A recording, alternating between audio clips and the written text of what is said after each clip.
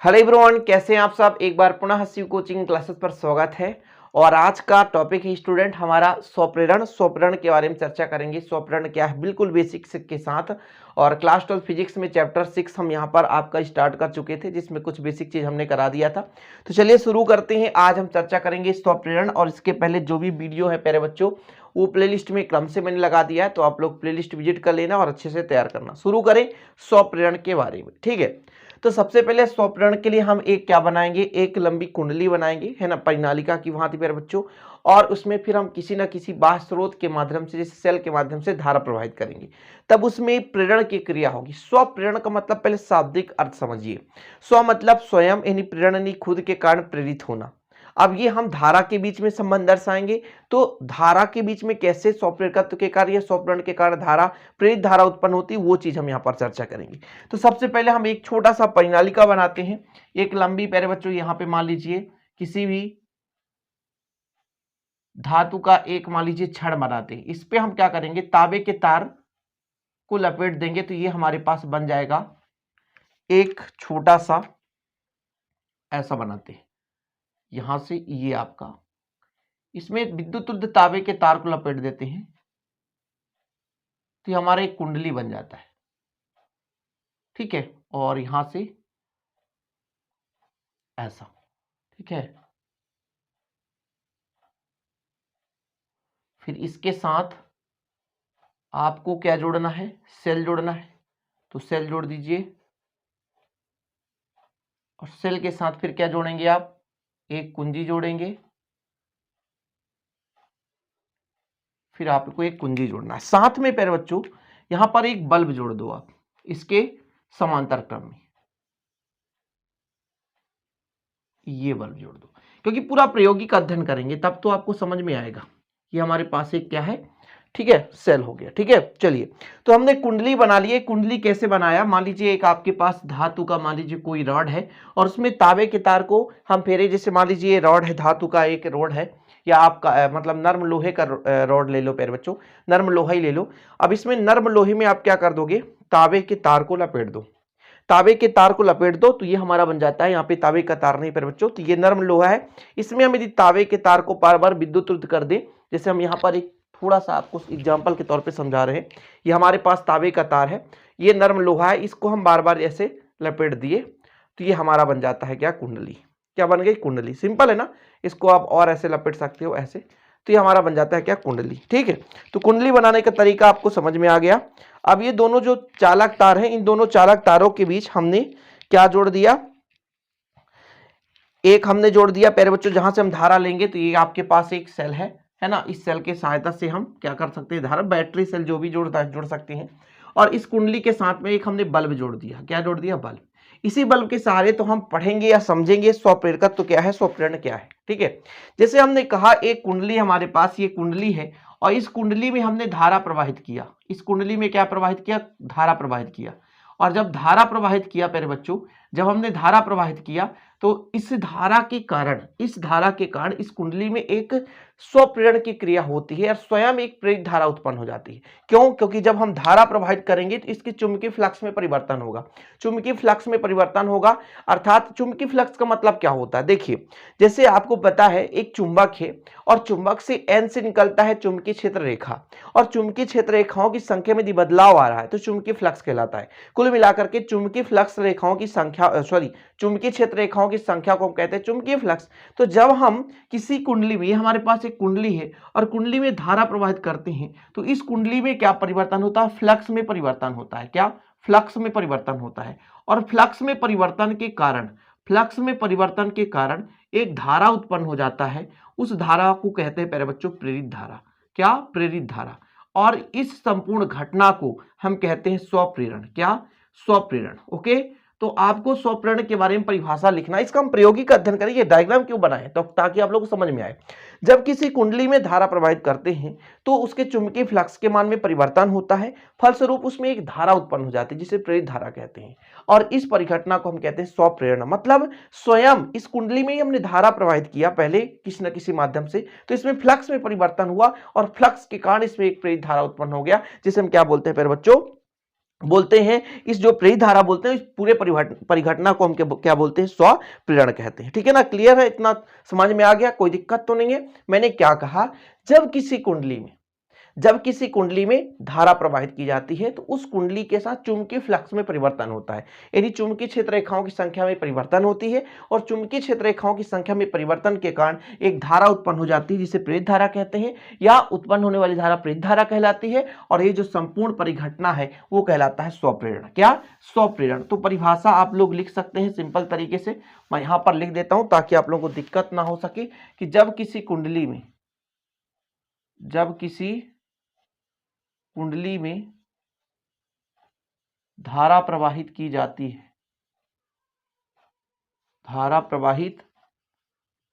है तो कुंडली के चुंबकीय फ्लक्स में परिवर्तन होता है। क्या होता है, परिवर्तन होता है, चुंबकीय फ्लक्स में परिवर्तन होता है, जिससे कुंडली पर प्रेरित धारा उत्पन्न हो जाती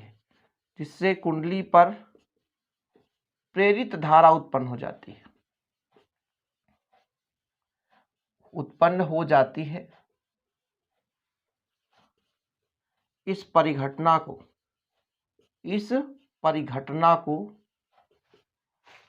स्वप्रेरण कहते हैं। ओके, मैंने क्या कहा, जब किसी कुंडली में धारा प्रवाहित करेंगे तो चुंबकीय फ्लक्स के मान में परिवर्तन होगा, और चुंबकीय फ्लक्स के मान में परिवर्तन के कारण प्रेरित धारा उत्पन्न हो जाएगी, प्रेरण की क्रिया के फलस्वरूप प्रेरित धारा उत्पन्न हो जाएगी। तो यह परिघटना प्यारे बच्चों क्या कहलाती है, आपका स्वप्रेरण। इसको परखा कैसे गया, इसको समझा कैसे गया, तो ये आप लोग स्क्रीनशॉट लेना तो ले सकते हैं, बाकी तो आपको याद ही हो गया होगा कि कुंडली में हम धारा प्रवाहित करेंगे, इसमें कुंडली में धारा प्रवाहित करेंगे तो क्या होगा, फ्लक्स में परिवर्तन होगा, फ्लक्स में परिवर्तन के फलस्वरूप प्यारे बच्चों क्या होगा, प्रेरित धारा उत्पन्न होगी, और ये जो परिघटना है, प्रेरित धारा उत्पन्न होने की घटना है, कहलाती है आपका क्या, आपका कहलाते हैं प्यारे बच्चों स्वप्रेरण। देखिए इसको कैसे प्रूफ किया गया, कैसे समझा गया, कैसे फ्लक्स में परिवर्तन को आकलन किया गया। तो सबसे पहले क्या किया गया कि एक मान लीजिए आपके पास ये बैटरी है और इसमें एक धारा नियंत्रक जोड़ दिया गया, सॉरी धारा नियंत्रण, ये आपका परिवर्ती प्रतिरोध जोड़ दिया गया। तो एक आपके पास कुंडली है, इस कुंडली में हम क्या जोड़ दिए प्यारे बच्चों, एक सेल है, ये पॉजिटिव नेगेटिव टर्मिनल, यहाँ से धारा प्रवाहित होगी, और इसके ये जो कुंडली है इसके समांतर क्रम में एक बल्ब जोड़ दिया गया। देखिए होता क्या है इसमें कि जब हम, जैसे मान लीजिए यहाँ से हमने धारा प्रवाहित करना शुरू किया, धारा का प्रवाह होगा जब कुंजी चालू होगा, जब कुंजी को चालू किया जाता है प्यारे बच्चों तो इसमें धारा प्रवाहित होती है। क्या होती है, धारा प्रवाहित होती है, और धारा प्रवाहित होने के कारण क्या होता है, चुंबकीय फ्लक्स में परिवर्तन होता है, प्रेरित धारा उत्पन्न होती है और बल्ब जलने लगता है। बल्ब क्या होता है, जैसे ही कुंजी को दबाते हैं तो बल्ब जलेगा, मंद मंद गति से बल्ब जलता है। समझने की कोशिश करेंगे, जैसे हम कुंजी को दबाते हैं तो बल्ब जलता है, लेकिन जब कुंजी को ऑफ करते हैं, समझने की कोशिश करिएगा, जैसे हम कुंजी को दबाते हैं तो बल्ब तो जलता है, लेकिन जैसे ही हम कुंजी को ऑफ करते हैं तो बल्ब अचानक तेजी से जलता है, फिर बुझ जाता है। ठीक है, समझने की कोशिश करिएगा, जैसे हमने कुंजी को दबाया तो बल्ब जला, लेकिन कुंजी को ऑफ कर दिया यानी बंद कर दिया तो पहले बल्ब थोड़ा सा तेजी से जलता है और फिर प्यारे बच्चों वो बल्ब बुझ जाता है। इसका कारण, इसका फैक्ट समझिएगा। क्या होता है कि जब यहां से धारा प्रवाहित की जाती है तो इसके फ्लक्स के मान में परिवर्तन होता है। किसके मान में, फ्लक्स के मान में परिवर्तन होता है।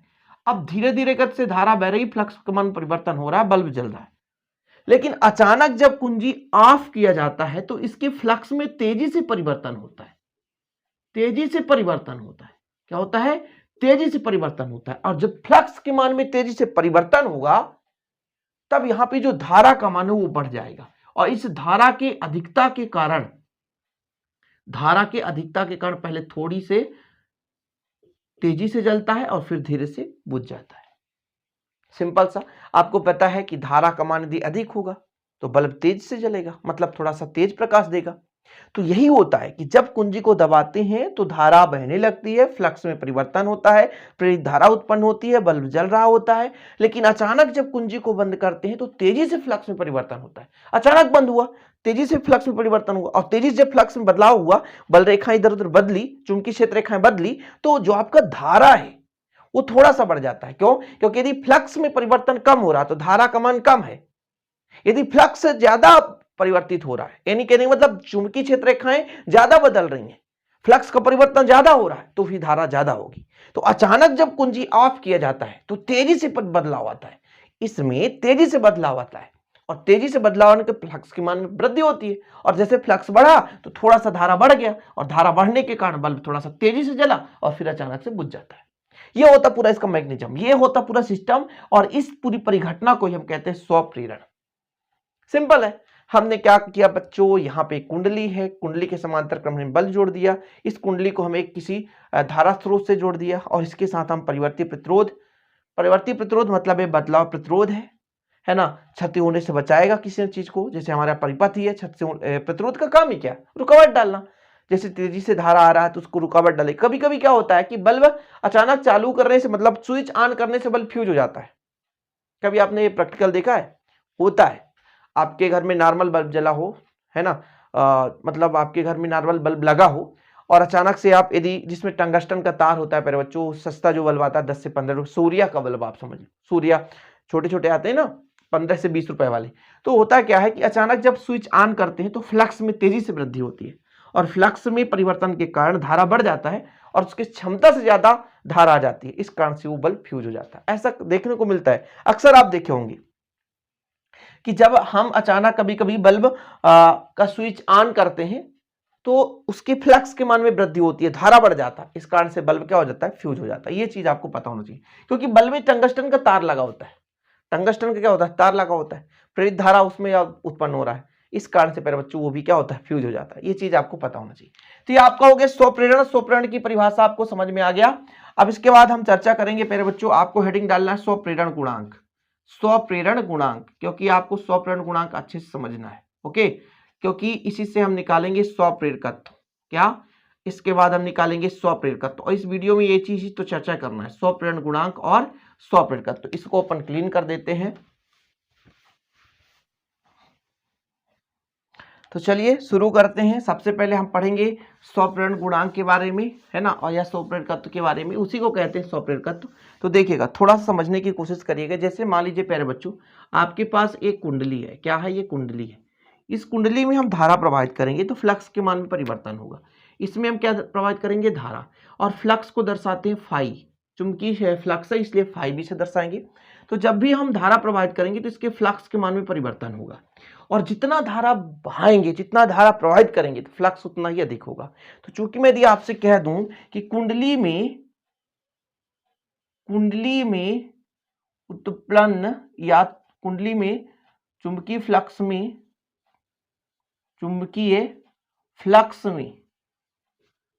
परिवर्तन की दर, चुंबकीय फ्लक्स में परिवर्तन की दर कुंडली में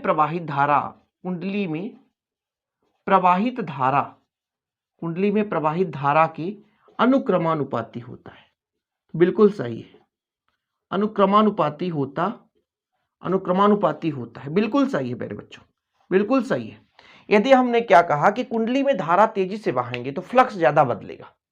इसके पहले आपने स्वप्रेरण में समझ लिया कि यदि हम कुंडली में तेजी से धारा बहाएं तो फ्लक्स के मान में ज्यादा बदलाव होगा, और जब फ्लक्स ज्यादा बदलाव होगा तो प्रेरित धारा भी बदलेगा। ठीक है, यानी कहा जाए कि जो आपका जो फ्लक्स है वो किसके समानुपाती है? वो धारा के समानुपाती। तो बिल्कुल सही है, बिल्कुल सही है। लेकिन फेरे, यदि n फेरे वाला कुंडली हो तो फिर कहोगे भैया n फ्लक्स में मतलब n 5 समानुपाती ही होगा। ऐसा क्यों? क्योंकि प्यारे बच्चों आपको पता है कि जितने फेरे होंगे उतना ही फ्लक्स होगा। यदि एक फेरा है तो 5 भी हो जाएगा, लेकिन n फेरे तो n का मल्टीप्लाई कर दें, सिंपल है। और जब समानुपाती हटाएंगे तो एक नियतांक लगता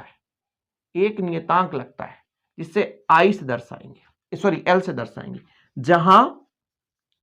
जहां L एक आनुपातिक नियतांक है। क्या है? आनुपातिक नियतांक है, जिसे स्वप्रेरण गुणांक कहते हैं, स्वप्रेरण गुणांक या स्वप्रेरकत्व कहते हैं। क्या? स्वप्रेरकत्व कहते हैं। ठीक है ना, इतना क्लियर है, जिसे स्वप्रेरण गुणांक या स्वप्रेरकत्व कहते हैं। ये चीज आपको पता होना चाहिए। यल क्या है? स्वप्रेरण गुणांक या स्वप्रेरकत्व है। ठीक है, फिर से समझने की कोशिश करेंगे। हमने क्या कहा? कुंडली है आपके पास, कुंडली में जितना तेजी से धारा प्रवाहित करेंगे उसके फ्लक्स में उतना बदलाव होगा। आपके पास एक कुंडली है, कुंडली में जितना तेजी से धारा प्रवाहित करेंगे चुंबकीय फ्लक्स में उतना ही परिवर्तन होगा। सिंपल है। तो हमने कहा कि जो चुंबकीय फ्लक्स में परिवर्तन है वो धारा के अनुक्रमानुपाती है। अब यदि n फेरे हो तो n फाई भी हो जाएगा। प्यारे बच्चों, हमने कहा ये जब समानुपाती हटाते हैं तो एक नियतांक लगाते हैं, तो हमने यल यहाँ नियतांक लगा दिया, जहां यल एक आनुपातिक नियतांक है जिसे स्वप्रेरण गुणांक स्वप्रेरकत्व कहते हैं। सिंपल है। अब यहां से आपसे यदि कह दिया जाए कि यल का मान निकालो, एल का मान निकालो आप, एल, तो ये पक्षांतर हो जाए तो एल बराबर हो जाएगा एन फाई बी बटे आई। जी हाँ, ये स्वप्रेरकत्व का आपका क्या हो गया? फार्मूला निकल कर आ गया। एल बराबर एन फाई बी बटे आई, ये क्या है? आपका स्वप्रेरकत्व का परिभाषा। स्क्रीनशॉट लेना तो ले सकते हैं, इसकी अभी परिभाषा में निकाल कर बताऊं, कोई दिक्कत नहीं है प्यारे बच्चों। स्क्रीनशॉट लेना तो ले सकते हैं, बिल्कुल सिंपल है। जहां एल क्या है? एक आनुपातिक नियतांक है जिसे स्वप्रेरण गुणांक कहते हैं। ओके, चलिए साफ कर दें। चलिए ठीक, इतना क्लियर है। फार्मूला भी निकल कर आ गया आपका, फार्मूला निकल कर आ गया। क्या निकल कर आ गया? एल बराबर एन फाई बी बटे आई। अब यदि कह दिया जाए, चूंकि आपके पास एल बराबर आ गया एन फाई बी बटे आई, यदि धारा का मान प्यारे बच्चों आई बराबर 1 हो, यानी इकाई, यदि धारा का मान इकाई, यानी इस जो आपके पास मान लीजिए आपका कुंडली है, कुंडली में इकाई धारा बह रही हो, तो जो एल का मान है उसमें जितना भी फ्लक्स होगा उसके मान के बराबर होगा। कुल मिलाकर के हम ये कह सकते हैं कि जो स्वप्रेरकत्व का मान है या स्वप्रेरण गुणांक का जो मान है चुंबकीय फ्लक्स के उस आंकिक मान के बराबर है जब कुंडली में कितना धारा बह रहा हो? इकाई धारा बह रहा हो। यानी हम कह दें स्वप्रेरकत्व, क्या प्यारे बच्चों? स्वप्रेरकत्व चुंबकीय फ्लक्स के, किसके? चुंबकीय फ्लक्स के, स्वप्रेरकत्व चुंबकीय फ्लक्स के उस आंकिक मान के बराबर है, उस आंकिक मान के बराबर है। स्वप्रेरकत्व चुंबकीय फ्लक्स के उस आंकिक मान के बराबर है जबकि कुंडली में इकाई धारा प्रवाहित हो रही हो। इकाई धारा क्या हो रही हो? प्रवाहित हो रही हो। बिल्कुल आप लोग नोट डाउन करते चलें, जो मैं लिखाता हूं बिल्कुल नोट डाउन करते चलें। आपको पूरा का पूरा दिख रहा होगा प्यारे बच्चों, है ना। मैंने परिभाषा सही लिख दिया कि स्वप्रेरकत्व चुंबकीय फ्लक्स के उस आंकिक मान के बराबर जबकि कुंडली में इकाई धारा प्रवाहित हो रही हो। क्लियर है ना। तो ये परिभाषा आप लोगों को लिख लेना है, नोट डाउन कर लेना है। परिभाषा बिल्कुल सही है, स्वप्रेरकत्व का स्वप्रेरण गुणांक का, इसी को बोलते हैं, यल को ही बोलते हैं स्वप्रेरकत्व या स्वप्रेरण गुणांक। ओके, अच्छा, अब यहां पर कुछ चीजें नोट डाउन करना है। आपको परिभाषा समझ में आ गया होगा तो लिख ले कि आपका जो जो आपका स्वप्रेरकत्व या स्वप्रेरण गुणांक फ्लक्स के उस आंकिक मान के बराबर है जबकि परिपथ में धारा इकाई बह रहा हो। ओके, चलिए कंप्लीट। अब यहां पर कुछ ऑब्जेक्टिव टाइप क्वेश्चन लिख लीजिए फटाफट, इसके बाद प्यारे बच्चों हमारा ये कंप्लीट हो जाएगा, तो फिर हम आगे देखेंगे। ठीक है, चलिए आपको यहां पर लिखना है प्यारे बच्चों, नोट डाउन करते चलना है कि एसआई पद्धति में स्वप्रेरकत्व का एसआई पद्धति में मात्रक, ओके, बताना प्यारे बच्चों क्या है। इसका मात्रक हो जाएगा हेनरी। क्या हो जाएगा? हेनरी। स्वप्रेरकत्व के एसआई पद्धति में मात्रक कितना हो जाएगा? हेनरी हो जाएगा। ठीक है, इसे कैपिटल एच से दर्शाते हैं। क्या? कैपिटल एच से दर्शाते हैं। ठीक, इसके बाद आपको बताना है विमीय सूत्र। क्या? विमीय सूत्र। इसको निकाल भी सकते हैं प्यारे बच्चों दूसरी परिभाषा से, लेकिन मैं यहां पर डायरेक्ट निकाल कर, है ना, रख दे रहा हूं, आप लोग इसको तैयार कर लेना। एम एल स्क्वायर टी की power -2, M L square T की पावर -2 और 1 पावर -2 होता है, बिल्कुल यही होता है। आप लोग सीधा तैयार कर लो इसको, एम एल बिल्कुल 2 2 2, सिंपल है प्यारे बच्चों, ये बहुत आसान है। 2 2 2 एम 2 2 2 ऐसा तैयार कर लो, बिल्कुल सिंपल है। ठीक है, यदि आपसे कोई पूछ दे कि एक माइक्रो हेनरी, एक माइक्रो हेनरी या एक मिली हेनरी कितने हेनरी के बराबर होता है। तो एक माइक्रो की बात करेंगे, माइक्रो, जब भी माइक्रो शब्द आ जाए ना तो आप लोग 10⁻⁻6 हेनरी लगाएंगे। और जब यदि आपके पास आ जाए मिली, क्या आ जाए, मिली, एक मिली हेनरी, तो मिली में होता है 3, तो 10⁻³ हेनरी। यहां से यही क्वेश्चन पूछा जा सकता है ऑब्जेक्टिव, इसके अलावा और कुछ नहीं है प्यारे बच्चों। माइक्रो मिली, इसके अलावा आपका जो ऑब्जेक्टिव टाइप इससे कुछ नहीं बनता है। ठीक है, तो आज का बस इतना ही। और आपने आज दो चीज समझ लिया, स्वप्रेरण और स्वप्रेरकत्व, साथ में स्वप्रेरण गुणांक। छोटे छोटे टॉपिक होते हैं, पॉइंट होते हैं, लेकिन आप लोगों को तैयार करते चलना है। और इसके बाद में व्यंजक है कराऊंगा अगली वीडियो में, तो आप लोग बिल्कुल चिंता ना करें प्यारे बच्चों। और यदि हैंड रिटेन नोट्स लेना है इसका, आप लोग नोट्स ले सकते हैं, मात्र 100 रुपए में कांटेक्ट कर सकते हैं 9685293949 पर। नोट्स लीजिए और प्रॉपर रूप से तैयार कीजिए। और आज का वीडियो यहीं पे समाप्त करते हैं। अच्छा लगे तो लाइक करें। मिलते हैं अगली वीडियो के साथ, तब तक के लिए जय हिंद, वंदे मातरम।